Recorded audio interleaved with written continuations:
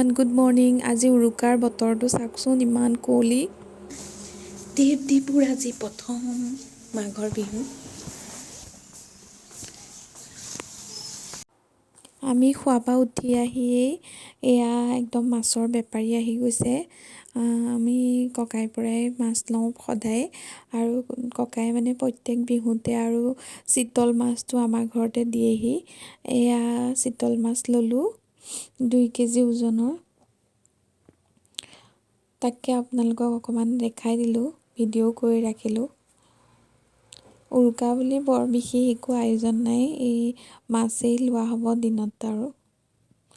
এয়া তাৰপাছত ভণ্টীয়ে মাছ ভাজি আছিলে,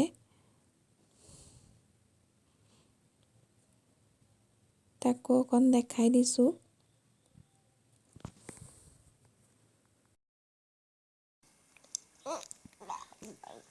দেৱ ক্লেপি, দেৱ মাইনা ক্লেপি কৰি দিয়া, ক্লেপি ক্লেপি ক্লেপি। বাবা বাবা বাবা দেৱ দেৱ বাবা কৰি দিয়া, বাবা বাবা। কেনেকৈ কয় বাবা? বাবা ক্লেপি ক্লেপি বাবা। ক্লেপি কৰি দিয়া, কেনেকৈ? বাবা এনেকৈ যে হাত চাপৰি বজাই দিয়া। বাবা বাবা বাবা।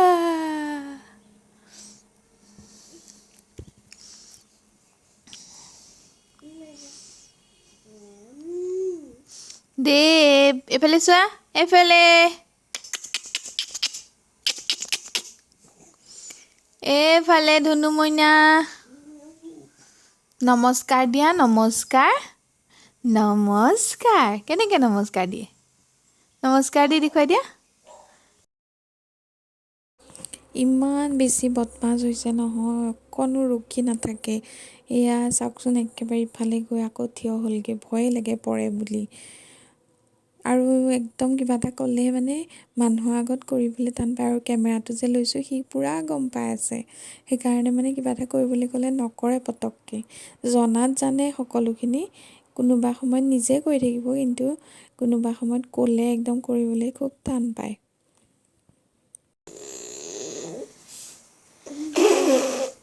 হাঁহি দিয়া, হাঁহি দিয়া, হাঁহি দিয়া, হাঁহি দিয়া, হাঁহি দিয়া, হাঁহি দিয়া, হাঁহি দিয়া, হাঁহি দিয়া, হাঁহি দিয়া।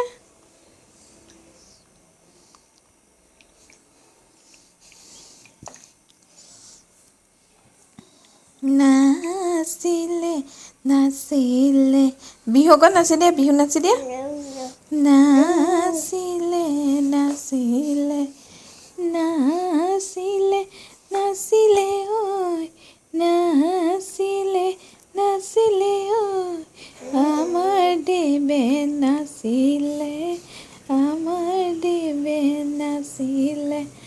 বিহু মইনা লুটু তু তোকে মইনা লুটু। ठुमक ठुमक जब हित जाए तू पहाड़ी बठुमा, चम चमा पायल घुंघरू बजने गए, नाच दिया, बजने गए कुथमा। लाल है कंगना दुबे चूड़ी चन्हेरा, लाल है कंगना दुबे चूड़ी चन्हेरा। नाच दिया। सुनर तेरी है चुनर तेरी चमकनी गुलाबी सरारा, ठुमक ठुमक जब हित जाए तू पहाड़ी बटोमा, चम चमा पायल घुंघरू बजने गए कुथमा।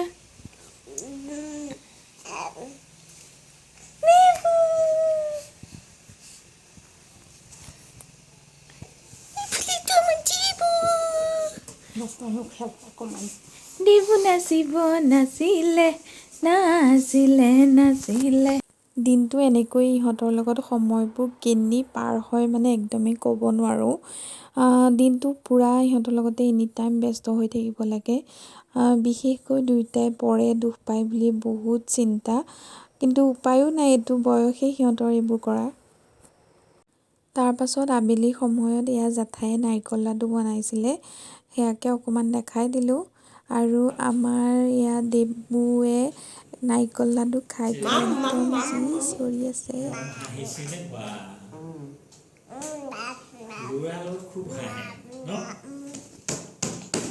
আৰু যোৱাকালিয়ে জেঠাই চুজি লাডু বনাইছিলে, সেয়াও দেখুওৱা হোৱা নাছিলে, সেইকাৰণে সেয়াও অলপ দেখাই দিলোঁ। আৰু সন্ধিয়া এয়া হাঁহৰ মাংস আনিছিলে ভাইটিয়ে। সি আচলতে গুৱাহাটীত থাকে, হাঁহৰ মাংস তেনেকৈ খোৱা নহয়, সেইকাৰণে বিহু বুলিয়েই সি খাবলৈ আনিছে। ভণ্টিয়ে বনাই আছিলে। তাৰপাছত আমাৰ কাৰণে এয়া পনীৰ বনালোঁ, যিহেতু মই হাঁহ নাখাওঁ, মায়েও নাখায়, সেইকাৰণে। হাই এভৰিৱান, সকলোলৈকে ভোগালী বিহুৰ আন্তৰিক শুভেচ্ছা যাচিলোঁ। আৰু আজিৰ দিনটো তেনেকৈ আপোনালোকক লগত কথা পতা হোৱাই নাইকিয়া, জাষ্ট ভিডিঅ'বোৰহে কৰি ৰাখিছোঁ। আই হোপ আজিৰ এই ভিডিঅ'টো চাই আপোনালোকে ভাল পাব, আৰু প্লিজ লাইক, শ্বেয়াৰ আৰু কমেণ্ট কৰি জনাব। আৰু সকলোৰে দিনবোৰ যাতে ভালে কুশলে থাকক, সকলোৰে দিনবোৰ ভাল হওক, আৰু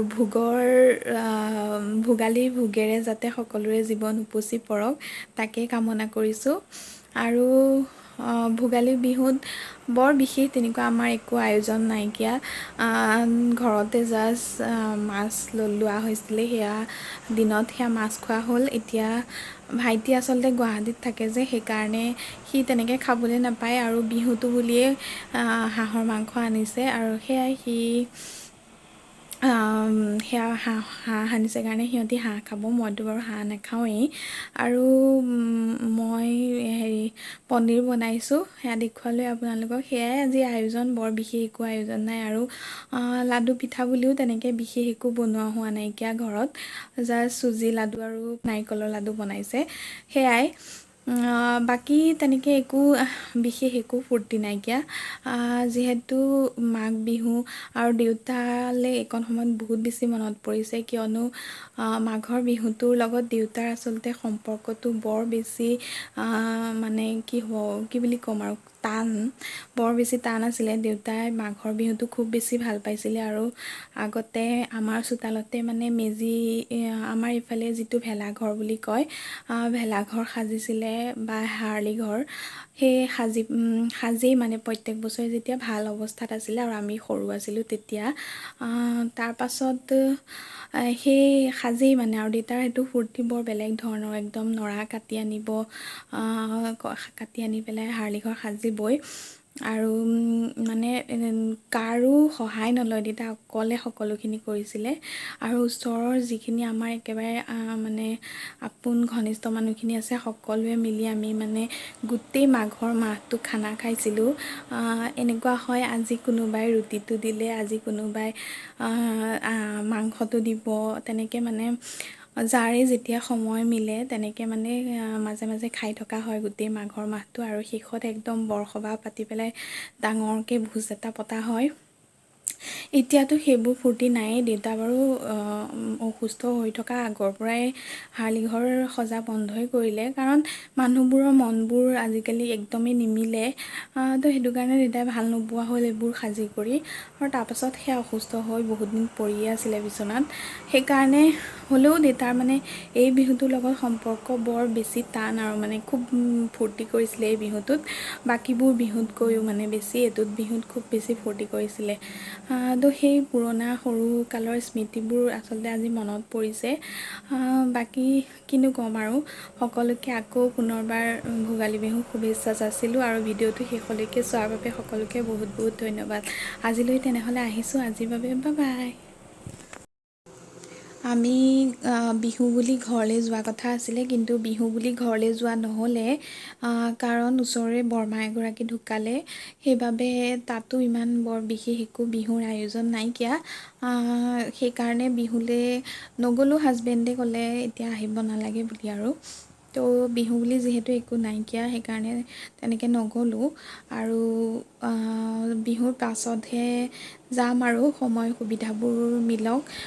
দেৱদেৱৰো অকণমান গাটো ভাল নহয়, বিশেষ একো তেনেকুৱা নাই, অকণমান স্কিনৰ প্ৰব্লেম এটা হৈ আছে, যাৰ কাৰণে ডক্তৰক দেখুৱাবলৈও 2-3 দিনকৈ যাম বুলি যাব পৰা নাই, ঠাণ্ডাটো বেছিকৈ পৰাৰ কাৰণে। গতিকে সিহঁতকো দেখুৱাই মেলি আহোঁ। আকৌ সিহঁতৰ বেজীৰ ডেটো আছে, মানে 9 মাহৰ যিটো বেজী সেইটো 10 মাহ, এতিয়া 9 মাহ কমপ্লিট হোৱাৰ পাছত দিব লাগিব।